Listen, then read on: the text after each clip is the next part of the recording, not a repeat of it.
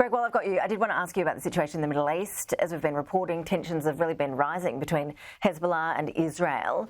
Is a new war in Lebanon now inevitable, do you think? Well, let's pray that's not the case, Ash. 41 years ago in June 1981, Israel invaded Lebanon. It laid siege to Beirut. In the end, over 20,000 lives were lost, a bit like what's happening with Gaza at the moment. It was a terrible thing. The IDF proved very effective militarily, but it didn't solve the problems of Lebanon.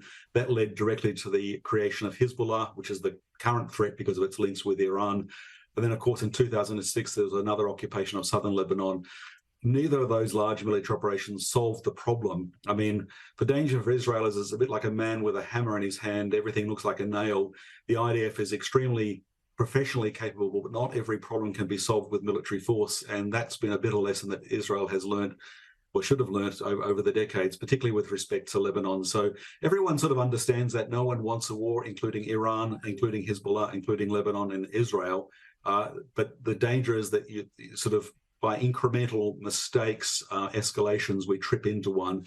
And that would be disastrous for everyone, including for Israel, because mighty as it is, we've seen that military force doesn't solve these problems. It just leads to them cascading and becoming worse.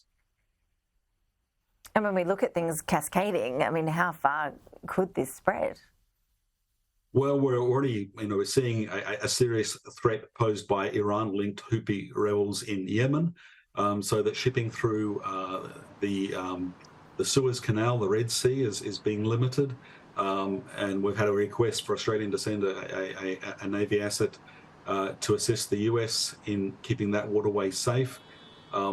That's already a sign of escalation. I think the signs are that Iran actually doesn't want a full-on war. It recognises that it would stand to lose more than it would gain. And that's one reason why we aren't seeing that happening at the moment. But, as we just discussed, these things have a way of cascading and catching up on you when you don't plan to go in a certain direction. So it's a reminder of the imperative to try and solve the issue in Gaza. I know it can't be solved easily or quickly, and Israel has to deal with the threat posed by Hamas, but that keeps generating other threats. The Houthis in the south, Hezbollah in the north, Iran, Iran is not a monolith. So there are many who don't want a war with Israel, but there are some in that Islamic Revolutionary Guards Corps regime who would want a war, who are more hawkish.